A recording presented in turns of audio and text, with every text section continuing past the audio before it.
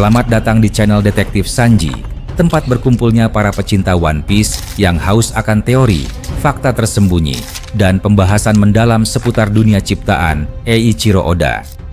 Di sini, kami tidak hanya mengikuti alur cerita, tapi juga menganalisis setiap petunjuk, menghubungkan fakta-fakta kecil yang sering terlewat, dan mencoba memecahkan misteri besar seperti siapa Joy Boy sebenarnya, apa tujuan sejati pemerintah dunia, hingga sejarah abad kekosongan yang selama ini ditutupi. Setiap video di channel ini disusun dengan riset yang mendalam, sudut pandang kritis, dan tentunya semangat nakama sejati.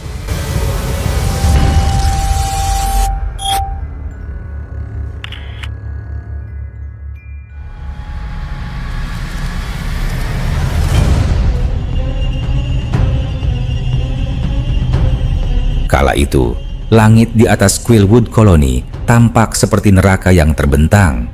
Awan hitam menggulung, menutupi cahaya bulan, sementara kilatan petir sesekali menyinari siluet bangunan megah yang menjadi pusat koloni ini, kuil suci milik Federasi Filanopi Internasional.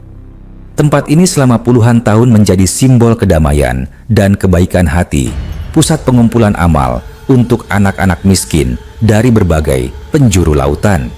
Namun malam itu, semua berubah menjadi ladang kehancuran. Dari kejauhan, derap langkah kasar terdengar seperti irama perang. Bayangan besar kapal bajak laut menghitamkan pantai, dan tak lama kemudian, dari geladak kapal itu, para bajak laut meloncat ke daratan, berteriak, dan mulai merangsek masuk ke koloni. Mereka adalah kru dari kelompok yang namanya sudah menjadi momok di seluruh dunia, Bajak Laut Rocks. Mereka datang seperti badai. Tanpa ampun, mereka menerobos gerbang kuil, merobohkan patung-patung suci, dan menjarah setiap ruangan. Kilauan emas, permata, dan barang-barang berharga lain berpindah tangan dengan cepat.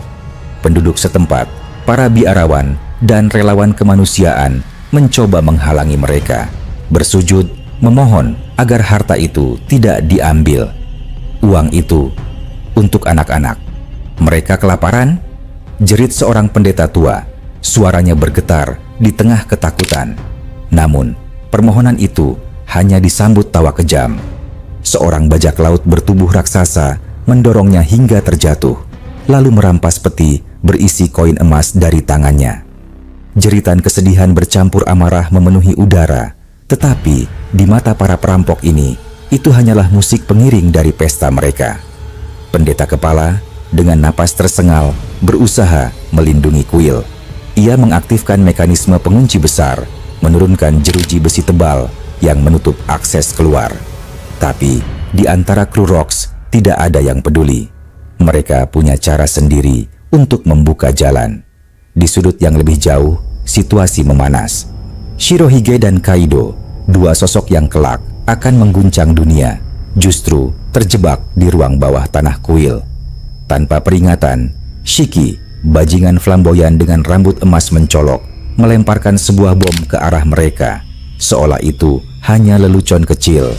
Dentuman hebat mengguncang seluruh bangunan. Batu-batu runtuh, debu mengepul, dan udara panas meledak ke segala arah. Shirohige bangkit dengan wajah murka. Tubuhnya yang besar bergetar, dan suara retakan seperti kaca pecah bergema dari tangannya. Dengan kekuatan gura-gura Nomi, ia memukul udara kosong, namun guncangannya membuat tanah di bawah mereka miring seperti kapal yang kehilangan keseimbangan. Beberapa kru Rocks yang berada di atas ikut terhempas, jatuh ke lantai, menghantam dinding, bahkan sebagian tercebur ke laut.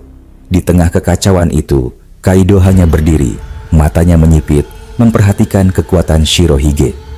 Kekuatan itu, gumamnya, penuh rasa iri. Shirohige, meski masih marah, sempat menoleh. Kaido, dengarkan aku. Kekuatan bukan sekadar besar atau menakutkan. Ini tentang pilihan. Sekali kau memilih jalan kekuatanmu, itu akan menjadi bagian darimu selamanya. Jadi, pikirkan baik-baik sebelum kau mengambilnya. Percakapan itu terpotong oleh teriakan di atas. Silver X menuding seseorang sebagai pelaku insiden bom, membuat momen singkat yang konyol di tengah hiruk-pikuk. Tapi Rox, sang kapten, tidak punya waktu untuk permainan. Ia berteriak lantang, memerintahkan semua kru mengamankan harta dan bersiap pergi. Namun, Kapten John yang terkenal karena insting tajamnya melihat sesuatu yang tak beres di pantai. "Rox, kita dikepung!" Dan benar saja, di luar, puluhan kapal perang angkatan laut sudah membentuk formasi. Meriam-meriam diarahkan tepat ke kuil. Asap dari cerobong kapal mengepul, siap memuntahkan hujan besi. Rox menggeram, matanya menyipit penuh kecurigaan. "Seseorang membocorkan rencana kita. Aku akan menemukan tikus itu." Lalu ia memberi perintah yang membuat darah beku di pembuluh. "Rompak semua yang mereka punya, lalu tenggelamkan mereka." Sejarah mencatat, hanya dalam 2 tahun sejak berdiri, bajak laut Rox telah mencetak rekor mengerikan. 16 penyerbuan besar, 76 kapal tenggelam, 14 pelabuhan rata dengan tanah, 5 kota lenyap dari peta, 1 negara runtuh, dan 3 pasal hukum internasional dilanggar dengan cara yang belum pernah terjadi sebelumnya. 25 catatan kriminal mereka pun entah bagaimana hilang dari arsip resmi. Di tengah semua itu, meski Goldie Roger sudah berlayar, dunia tahu bahwa inilah era Rox. Sementara itu, di sudut lain dunia, layar berpindah ke pulau isi di New World. Pulau ini adalah wilayah abu-abu, tanpa hukum dan tanpa afiliasi dengan pemerintah dunia. Namun hari ini, pulau itu dikepung oleh marinir. Mereka menangkap penduduk setempat, mengikat tangan mereka, menyeret mereka ke kapal perang.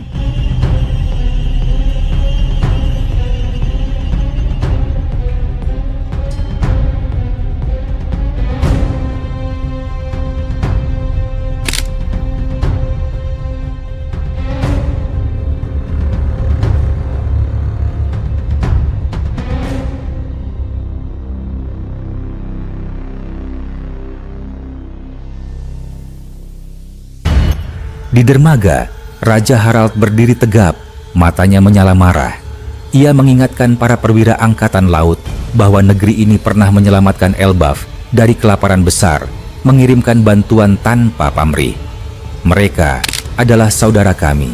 Aku tidak akan membiarkan kalian membawa mereka pergi." Namun, seorang perwira dingin menjawab, "Elbaf sedang mempertimbangkan untuk bergabung dengan pemerintah dunia. Jika kau menghalangi Raja Harald, kau hanya akan merusak peluang itu." Ucapan itu semakin memanas ketika perwira tersebut, tanpa perasaan, menembak seorang wanita yang mencoba melindungi anaknya. Darah memercik di dermaga. Penduduk menjerit. Raja Harald tak lagi menahan amarahnya. Dengan kekuatan raksasanya, ia mengangkat sebuah meriam kapal perang dan melemparkannya ke laut. Dentuman besar mengguncang dermaga. Kapal angkatan laut pecah dan air laut menelan mereka. Berita ini pun meledak di koran Economic World Journal, memicu kegemparan di seluruh dunia. Tak lama kemudian, adegan bergeser ke sebuah bar rahasia di dunia bawah Elbaf. Asap rokok memenuhi udara, suara gelas beradu terdengar di sudut-sudut ruangan. Rox memasuki tempat itu, langkahnya mantap, aura mendominasi ruangan. Ia datang bukan sekadar untuk minum, tapi untuk mengajak Raja Harald bergabung dengan kru Rox. Harald menolak mentah-mentah. Cepat atau lambat, Elbaf akan menjadi bagian dari pemerintah dunia. Aku tidak akan menodai namaku dengan berlayar bersamamu. Sebagai isyarat itikat baik pada pemerintah dunia, Harald bahkan mencukur habis rambutnya. Namun, bukannya dihormati, ia malah menjadi bahan tertawaan Rox yang kebetulan ada di sana. Rox hanya menggeleng, menganggap Harald buta akan kenyataan bahwa pemerintah dunia hanyalah topeng dari kekuasaan yang korup. Langit di atas lautan tampak muram, awan kelabu menggantung rendah, seolah menyadari percakapan yang tengah berlangsung di bar. Ombak beriak tenang, namun udara di antara para kru terasa tegang. Rox dengan tatapan setengah malas, namun penuh pengamatan tajam, melirik ke arah Harald. Senyumnya tipis, tapi nada suaranya menusuk. Garp. Dengan sifatnya yang membenci para petinggi angkatan laut, mungkin dia akan lebih cocok menjadi bajak laut saja.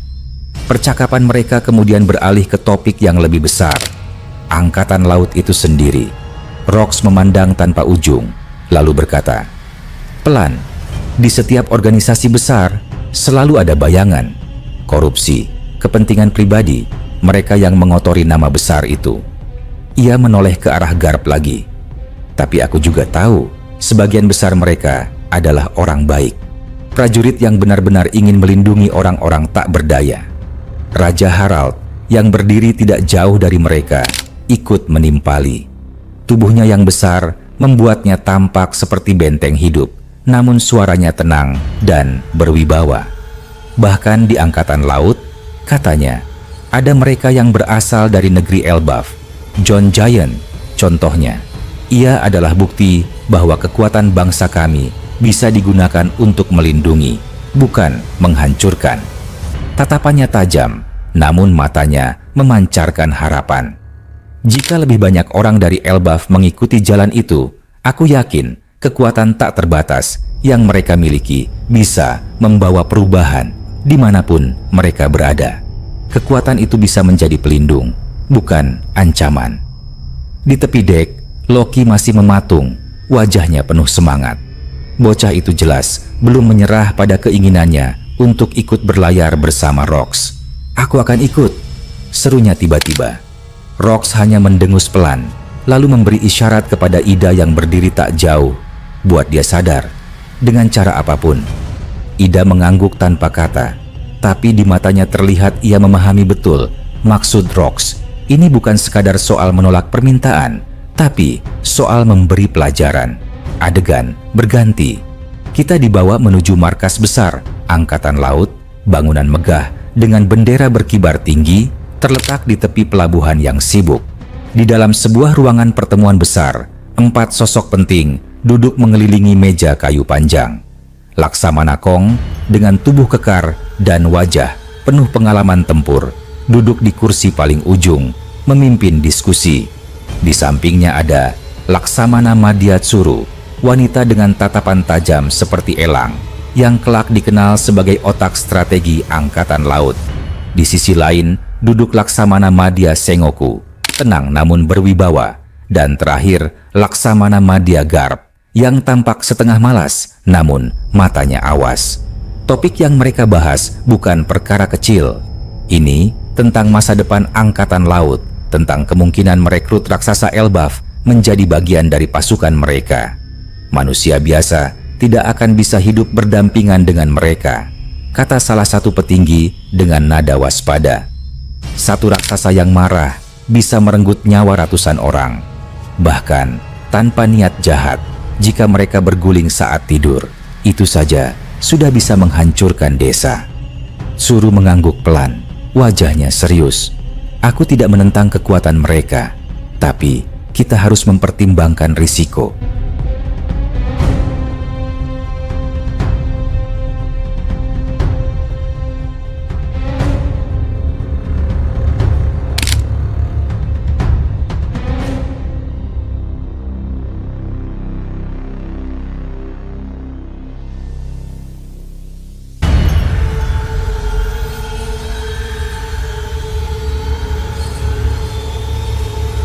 Kong lalu menatap semua orang di ruangan itu. Raja Harald memang tulus. Dia mencoba belajar dari sejarah bangsanya dan mengubah Elbaf menjadi negeri yang lebih damai.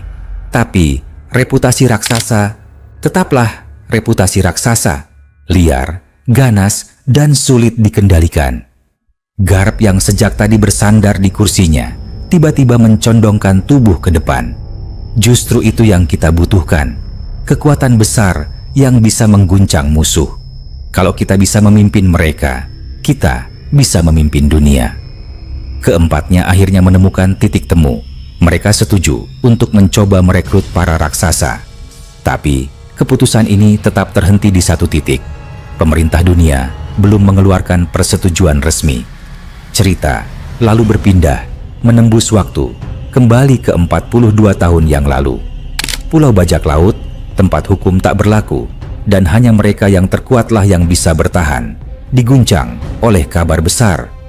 Shakuyaku, sang kapten bajak laut Kuja yang terkenal cantik sekaligus berbahaya, resmi mengundurkan diri dari jabatannya. Berita itu menyebar cepat, dari mulut ke mulut, dari meja bar ke lorong-lorong gelap.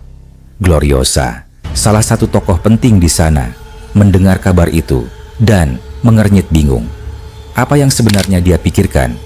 Gumamnya. Tak jauh dari situ, Big Mom, yang saat itu masih muda, namun sudah membawa aura mengintimidasi, menyeringai. Apa dia keluar demi mengejar seorang pria? Kalau iya, dia bodoh. Nada suaranya penuh sindiran, tapi di balik itu ada rasa penasaran. Gloriosa membalas dingin, orang sepertimu yang melahirkan anak-anak bagaikan popcorn tak akan pernah mengerti rasa sakitnya jatuh cinta. Matanya menyipit, lalu ia menambahkan, dan aku tidak akan memaafkan jika dia memang mengejar Roger. Di sisi lain, Miss Buckingham berusaha merayu Shirohige, mencoba meyakinkan bahwa pria itu selalu memandangnya. Tapi Shirohige hanya tertawa pendek. Aku tidak pernah jatuh cinta padamu, Stussy, jawabnya datar. Sementara itu, kapal bajak laut Kuja berlayar menuju pulau bajak laut. Shakuyaku turun dari kapal, langkahnya mantap, wajahnya tenang namun anggun. Sorot matanya membuat para pria di pelabuhan terdiam, seolah waktu berhenti. Konon, kedatangannya adalah salah satu insiden terbesar di pulau itu. Kedatangan seorang wanita yang keindahannya bisa menaklukkan bahkan hati para penjahat paling keras kepala. Beberapa pria langsung mencoba merayunya, bertanya apakah ia akan bergabung dengan kru Rox seperti Gloriosa. Shakuyaku hanya tersenyum tipis. Aku hanya ingin tinggal di sini untuk sementara waktu. Keluar dari Kuja tidak akan membuat angkatan laut berhenti memburuku. Mereka sudah mengejarku, bahkan saat aku hanyalah bajak laut biasa. Rencananya sederhana, bersembunyi di pulau ini. Namun, bagi para penjahat, itu adalah berita terbaik yang bisa mereka dengar. Tak lama kemudian, Rox dan krunya tiba. Keributan di pelabuhan menarik perhatian Rox. Apa yang sedang terjadi di sini? Tanyanya.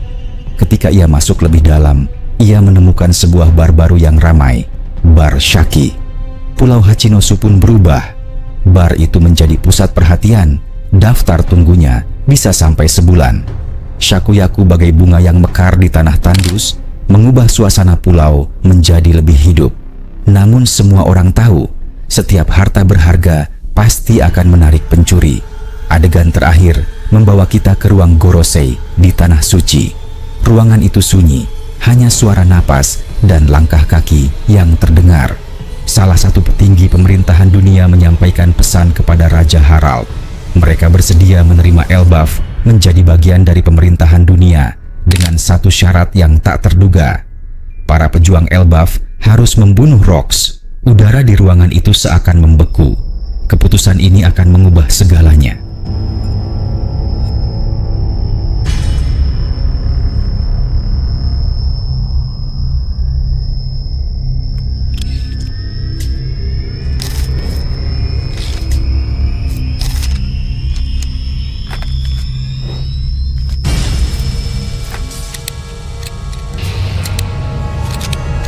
Terima kasih sudah menyaksikan video ini sampai selesai. Kalau kalian menikmati konten ini, jangan lupa klik tombol like, tinggalkan komentar di bawah. Karena semua teori dari kalian juga sangat berarti dan bisa jadi bahan diskusi di video berikutnya. Dan tentu saja, klik subscribe serta aktifkan lonceng notifikasi supaya kalian tidak ketinggalan update terbaru dari kami. Sampai jumpa di video selanjutnya.